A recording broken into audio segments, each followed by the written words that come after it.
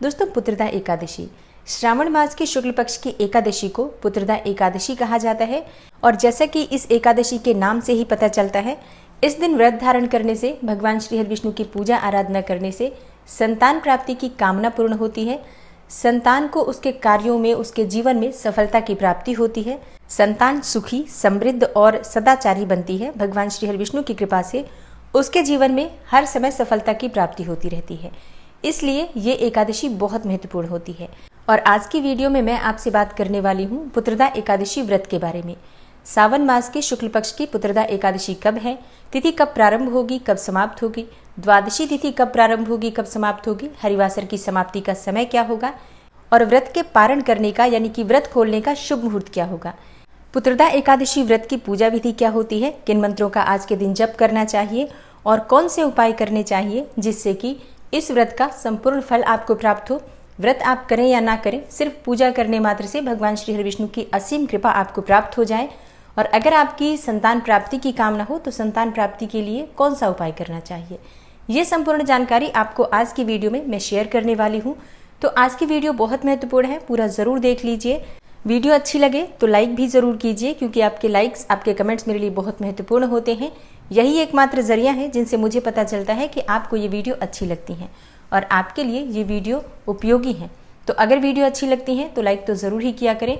अब जानते हैं कि एकादशी तिथि कब प्रारंभ हो रही है, कब समाप्त हो रही है और व्रत हमें कब धारण करना है।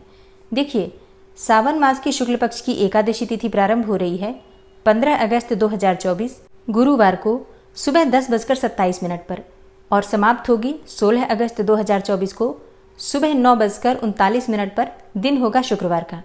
तो सूर्योदय कालीन तिथि में ही एकादशी का व्रत किया जाता है और इसके अनुसार 16 अगस्त 2024 शुक्रवार को पुत्रदा एकादशी का व्रत हम धारण करेंगे। 16 अगस्त 2024 को सूर्योदय काल का समय है सुबह 5:55 पर और सूर्यास्त का समय होगा शाम को 6:55 पर। इस दिन राहु काल का समय रहेगा सुबह 10:48 से 12:25 तक दोपहर में। राहु काल में कोई भी शुभ कार्य नहीं करना चाहिए। पूजा पाठ इत्यादि कोई भी शुभ कर्म राहु काल में नहीं किया जाता। बात करें अभिजीत मुहूर्त की, तो अभिजीत मुहूर्त का समय रहेगा 11:59 से 12:51 तक दिन में। अभिजीत मुहूर्त में आप कोई भी शुभ कार्य कर सकते हैं, किसी भी कार्य का प्रारंभ आप कर सकते हैं अभिजीत मुहूर्त में, क्योंकि ये समय भगवान श्री हरि विष्णु को अत्यंत प्रिय है। और इस दिन अमृत काल का समय रहेगा सुबह 6:10 से सुबह 7:45 तक। एकादशी तिथि के दिन हम स्नान करते हैं ब्रह्म मुहूर्त में और ब्रह्म मुहूर्त का समय है सुबह 4 बजे से 5 बजे तक। ब्रह्म मुहूर्त में स्नान करने से, पूजा करने से बहुत अधिक शुभ फल प्राप्त होता है। इसलिए सुबह जल्दी उठना चाहिए जब हम एकादशी का व्रत करते हैं। एकादशी व्रत का पारण हमेशा द्वादशी तिथि में किया जाता है और द्वादशी तिथि प्रारंभ हो रही है 16 अगस्त को सुबह 9:39 पर और समाप्त हो रही है 17 अगस्त 2024 को यानी कि शनिवार के दिन सुबह 8:05 पर। तो द्वादशी तिथि के समाप्त होने से पहले हम व्रत का पारण कर लेते हैं। तो एकादशी व्रत के पारण यानी कि व्रत खोलने का शुभ मुहूर्त आपको प्राप्त हो रहा है 17 अगस्त 2024 शनिवार को सुबह 5:51 से सुबह 8:05 तक। अब ध्यान रखना है आपको, क्योंकि 8:05 पर द्वादशी तिथि समाप्त हो जाएगी, तो इससे पहले आपको व्रत अवश्य खोल लेना है। दोस्तों, पुत्रदा एकादशी का व्रत बहुत महत्वपूर्ण माना जाता है। इस व्रत को धारण करने से समस्त प्रकार के पाप कर्म समाप्त हो जाते हैं और भगवान श्री विष्णु का आशीर्वाद हमें प्राप्त हो जाता है। दशमी तिथि के दिन शुद्ध और सात्विक भोजन लेना चाहिए, ब्रह्मचर्य का पालन करना चाहिए और भूमि पर शयन करना चाहिए। शाम को सूर्यास्त होने के बाद अन्न और नमक का सेवन नहीं करना चाहिए, मतलब रात्रि में दशमी तिथि के दिन अन्न का भोजन नहीं किया जाता है। अगर आप कुछ खाना चाहते हैं तो फल इत्यादि ले सकते हैं। एकादशी के दिन सुबह ब्रह्म मुहूर्त में उठकर नित्य कर्मों से निवृत्त होकर स्नान कर लीजिए। आज के दिन गंगा में स्नान करने का विधान बताया गया है, लेकिन अगर ऐसा संभव नहीं है तो अपने घर में भी गंगा जल स्नान के जल में मिलाकर और उससे स्नान कर सकते हैं। इसके बाद साफ स्वच्छ वस्त्र धारण करके भगवान सूर्यदेव को जल अर्पित कीजिए और उसके बाद घर के मंदिर में नित्य की पूजा करने के बाद भगवान श्री हरि विष्णु की विशेष पूजा आराधना की जाती है। आप चाहें तो अलग से चौकी लगाकर कलश की स्थापना करके उस पर भगवान श्री हरि विष्णु की मूर्ति रखकर और विधि विधान से इस प्रकार से पूजा कर सकते हैं, या फिर आपके घर के मंदिर में जहां भगवान श्री हरि विष्णु विराजित है वहां पर भी पूजा कर सकते हैं, जैसी भी आपके पास सुविधा उपलब्ध हो। विधि विधान से भगवान श्री हरि विष्णु की पूजा आराधना आज के दिन करनी चाहिए, जैसे कि आप भगवान श्री हरि विष्णु का अभिषेक आज जरूर कीजिए। भगवान श्री विष्णु का कोई भी स्वरूप जैसे कि लड्डू गोपाल जी हो या फिर शालिग्राम की शिला हो या फिर चतुर्भुज भगवान श्री विष्णु की मूर्ति आपके पास हो, उनका पंचामृत से अभिषेक करना चाहिए। इसके बाद उन्हें पीले वस्त्र अर्पित कीजिए, पीले वस्त्र उन्हें धारण कराइए। फिर पीले चंदन से, सफ़ेद चंदन से, लाल चंदन से उनका श्रृंगार कीजिए। मतलब जो भी चंदन आपके पास उपलब्ध हो, भगवान श्री विष्णु को तिलक कीजिए, उनका श्रृंगार कीजिए। और इसके बाद भगवान श्री विष्णु को पीले पुष्प अर्पित कीजिए। ऋतु फलों का भोग आप लगा सकते हैं, चाहे तो पीले फलों का भोग लगा सकते हैं या फिर जो भी फल उपलब्ध हैं आपके पास, भगवान श्री विष्णु को भोग में अर्पित कीजिए। सफ़ेद मिठाई या फिर खीर का भोग आप लगा सकते हैं, मखाने की खीर का, क्योंकि आज चावल की खीर नहीं बनाई जाती है, तो मखाने या फिर साबूदाने की खीर भी भगवान को भोग में लगा सकते हैं। इस प्रकार से अपनी शक्ति, अपने सामर्थ्य के अनुसार भगवान श्री विष्णु की विधि विधान से पूजा कीजिए।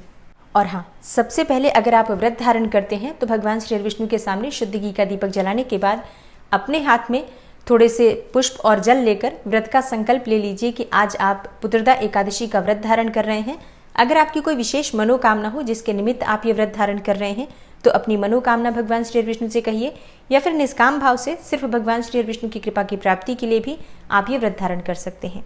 संकल्प लेने के बाद आपके हाथ में जो सामग्री है वो भगवान श्री विष्णु के चरणों में अर्पित कर दीजिए और फिर आप विधि विधान से पूजा कर लीजिए। आज के दिन किन मंत्रों का जप करना चाहिए? देखिए, आज भगवान श्री विष्णु की कृपा की प्राप्ति के लिए ओम नमो भगवते वासुदेवाय नमः इस मंत्र का अधिक से अधिक संख्या में जप करना चाहिए। आप चाहें तो तुलसी की माला से जप कर सकते हैं या फिर कोई भी माला जो आपके पास उपलब्ध हो, रुद्राक्ष की माला से भी इस मंत्र का जप आप कर सकते हैं। और भी भगवान श्री विष्णु के बहुत सारे मंत्र हैं, जैसे कि ओम विष्णवे नमः, ओम नमो नारायणाय नमः, ओम लक्ष्मी नारायणाय नमः। इस प्रकार से भगवान श्री विष्णु के किसी भी मंत्र का आज आप जप करेंगे तो उसका फल आपको कई गुना होकर प्राप्त होता है। और हाँ, आज विष्णु गायत्री महामंत्र का जप भी हमें जरूर करना चाहिए, जैसे कि ओम नारायणाय विद्महे वासुदेवाय धीमहि तन्नो विष्णु प्रचोदयात्। और शांताकारं भुजगशयनं पद्मनाभं सुरेशं विश्वाधारं गगनसदृशं मेघवर्णं शुभांगं लक्ष्मीकान्तं कमलनयनं योगभिर्ध्यानगम्यं वंदे विष्णुं भवभयहरं सर्वलोकैकनाथं। इस प्रकार से भगवान श्री विष्णु का ध्यान करते हुए उनके मंत्रों का जप करना चाहिए। सुबह की पूजा पूर्ण करने के बाद उनकी आरती कर लीजिए। और अगर आप व्रत धारण कर रहे हैं तो व्रत में आप फलाहार कर सकते हैं, कोई सा भी फल खा सकते हैं, जूस पी सकते हैं, फलों का रस ले सकते हैं। मतलब फलाहार और जलाहार के द्वारा आप एकादशी का व्रत धारण कर सकते हैं। आप चाहें तो ये व्रत निर्जल भी धारण कर सकते हैं। बहुत से भक्त हैं जो कि निर्जल भी ये व्रत धारण करते हैं, लेकिन देखिए, अपनी शारीरिक क्षमता का ध्यान रखते हुए ही व्रत करना चाहिए। फिर शाम के समय भगवान श्री विष्णु के सामने शुद्ध घी का दीपक जलाकर और विधि विधान से फिर से भगवान श्री विष्णु की पूजा करनी चाहिए। और रात्रि में जागरण करते हुए, भजन कीर्तन करते हुए और भगवान श्री विष्णु से प्रार्थना करनी चाहिए। पुत्रदा एकादशी के दिन अखंड दीपक अवश्य प्रज्वलित कीजिए। आपकी कोई भी मनोकामना हो निश्चित ही पूर्ण होती है। आप चाहें तो सुबह से ही दीपक प्रज्वलित कर सकते हैं, मतलब सुबह जब आप पूजा करते हैं ब्रह्म मुहूर्त में, उस समय भी आप एक दीपक प्रज्वलित कर दीजिए जो कि अगले दिन द्वादशी तिथि तक जलता रहे। या फिर आप चाहें तो शाम के समय, पूजा के समय, संध्या काल में भी दीपक प्रज्वलित कर सकते हैं जो कि पूरी रात्रि जलता रहे। लेकिन एक अखंड दीपक आज के दिन अवश्य प्रज्वलित करना चाहिए। इससे इस व्रत का संपूर्ण फल भी आपको प्राप्त होता है और मन वांछित कामना भी पूर्ण होती है। और जिन भक्तों को संतान प्राप्ति की कामना है, उन्हें आज के दिन विशेष रूप से लड्डू गोपाल की पूजा करनी चाहिए। उन्हें माखन मिश्री का भोग अर्पित करना चाहिए, केले का भोग अर्पित करना चाहिए और विधि विधान से उनकी पूजा करने के बाद संतान गोपाल मंत्र का जप करें। संतान गोपाल मंत्र है ओम देवकी सुत गोविंद वासुदेव जगतपते देहि मे तनयम कृष्णम त्वामहं शरणं गते। इस मंत्र का अगर आप आज जप करते हैं और आज से ही प्रारंभ करके प्रतिदिन जप करते हैं तो निश्चित ही आपको उत्तम और योग्य संतान की प्राप्ति होती है। शास्त्रों में ऐसा कहा गया है कि संतान गोपाल मंत्र का जप करने से भगवान श्री कृष्ण की तरह ही संतान की प्राप्ति होती है। तो आज के दिन या तो आप संतान गोपाल मंत्र का जप करें या फिर एक और मंत्र है जो कि विष्णु भगवान से प्रार्थना करते हुए इस मंत्र का जप अगर किया जाए तो निश्चित ही मन वांछित संतान की प्राप्ति होती है, पुत्र या पुत्री जिस चीज की भी कामना हो। और वो मंत्र है श्री कृष्ण गोविंद हरे मुरारे हे नाथ नारायण वासुदेवा। श्री कृष्ण गोविंद हरे मुरारे हे नाथ नारायण वासुदेवा। इस मंत्र का श्रद्धा पूर्वक पूरे भक्ति भाव से कीर्तन करते हुए अगर आप अखंड दीपक जलाकर रात्रि जागरण करते हैं और भगवान श्री विष्णु से प्रार्थना करते हैं तो विश्वास कीजिए निश्चित ही आपको संतति की प्राप्ति होती है। लेकिन पूजा प्रयास कीजिए कि पति पत्नी दोनों मिलकर करें। और अगर दोनों मिलकर पूजा नहीं भी कर पाते हैं तो कोई भी पति या पत्नी में से बैठकर भगवान श्री विष्णु की पूजा करते हुए इन मंत्रों का जप करें। निश्चित ही भगवान श्री विष्णु की कृपा से आपको जो भी आप चाहते हैं उस संतति की प्राप्ति होती है। विशेषकर पुत्रदा एकादशी का व्रत पुत्रों की प्राप्ति के लिए किया जाता है। इसके अलावा अगर आपकी कोई भी संतान नहीं है तो आपको ज़रूर ही इन मंत्रों का जप करते हुए भगवान श्री विष्णु की पूजा करनी चाहिए।